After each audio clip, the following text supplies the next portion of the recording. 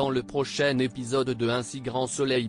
Tandis qu'Elliot quitte Montpellier, Arthur fait une découverte qui ne l'enchante pas. Attention, les paragraphes qui suivent contiennent des spoilers sur l'épisode d'Un si grand soleil diffusé demain soir sur France 2. Si vous ne voulez rien savoir, ne lisez pas ce qui suit.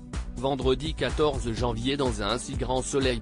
Elliot quitte Montpellier au commissariat. Le procureur Bernier félicite ses équipes pour la réussite de l'enquête et plus particulièrement Élise pour son acte de courage. Plus tard, Alex remercie sa coéquipière pour lui avoir sauvé la vie et déclare qu'il n'oubliera jamais ce qu'elle a fait pour lui. Bien que l'enquête soit officiellement bouclée, elle ne l'est malheureusement pas pour Alex. En effet, il reste de nombreuses zones d'ombre pour le policier. Où s'est passée la fusillade? Qui a déposé Manu à l'hôpital? Or s'en étant mort, seul le capitaine Léonie pourrait répondre, mais pour cela encore faudrait-il qu'il retrouve la mémoire. Liane leur fait alors comprendre qu'ils ne doivent pas trop compter sur lui, estimant qu'il est parfois plus simple de ne pas se rappeler plutôt que d'avoir à s'expliquer. Pendant ce temps, Manu quitte l'hôpital en compagnie de Camille et Laetitia. Lorsque sa fille indique qu'elle souhaite s'installer chez lui le temps qu'il se rétablisse, il répond que ce n'est pas nécessaire puisqu'il ne sera pas chez lui.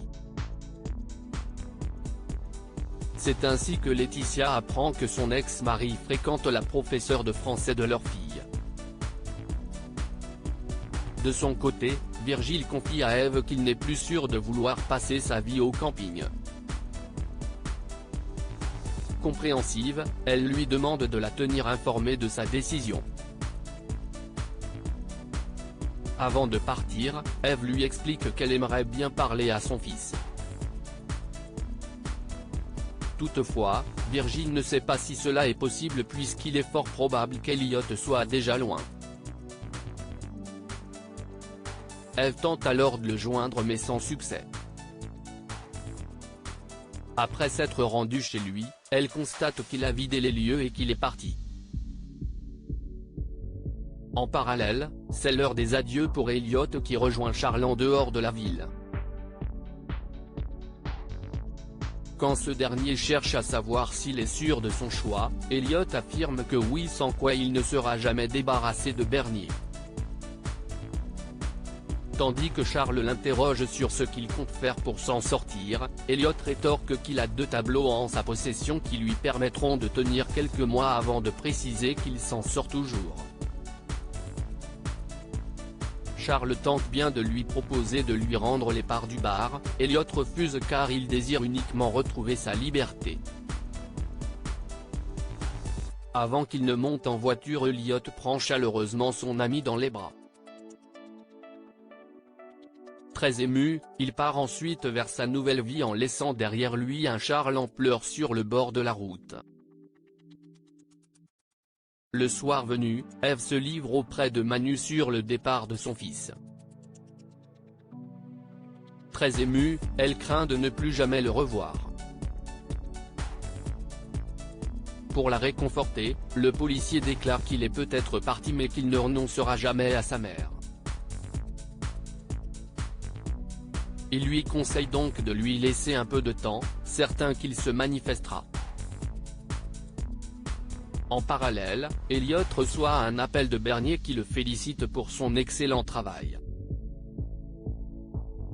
Après lui avoir proposé une nouvelle affaire, le procureur lui donne sa parole qu'il mettra fin à leur collaboration s'il fait du bon boulot. Bernier lui donne donc rendez-vous lundi prochain en fin de journée à son bureau. Une fois qu'il a raccroché, Elliot jette son téléphone par la fenêtre et continue sa route. Arthur fait une découverte qui ne l'enchante pas. Dans la matinée, Antonin appelle Arthur pour l'inviter à déjeuner. Ayant déjà accepté de manger avec Jennifer, le fils Bastide offre qu'il se joigne à eux. Antonin, Arthur et Jennifer déjeunent donc ensemble au 101. L'ambiance est à la bonne humeur puisqu'Antonin ne cesse de partager des anecdotes sur son meilleur ami. Au moment de partir, Jennifer laisse un billet de 10 € pour payer sa part. Seulement, Arthur tient à l'inviter parce qu'il sait qu'elle n'a pas trop les moyens.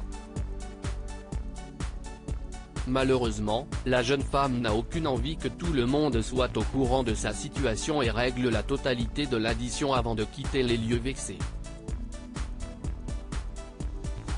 Plus tard, Arthur admet à demi-mot à Antonin qu'il a un faible pour Jennifer. Persuadé qu'elle l'apprécie beaucoup, Antonin lui conseille de se jeter à l'eau. De retour à l'hôpital, Arthur s'apprête à inviter Jennifer à sortir lorsqu'elle reçoit un appel de son petit ami qui vient juste de rentrer après 6 mois de stage à l'étranger. Une déception pour le fils Bastide qui s'empresse de retourner travailler. À quelques pas, Janet rencontre Tim pour l'informer qu'il n'est pas atteint d'une myopathie génétique mais inflammatoire. Tandis qu'il se demande si c'est une bonne nouvelle, le docteur Lewis répond qu'elle doit d'abord déterminer l'origine des anticorps pathogènes.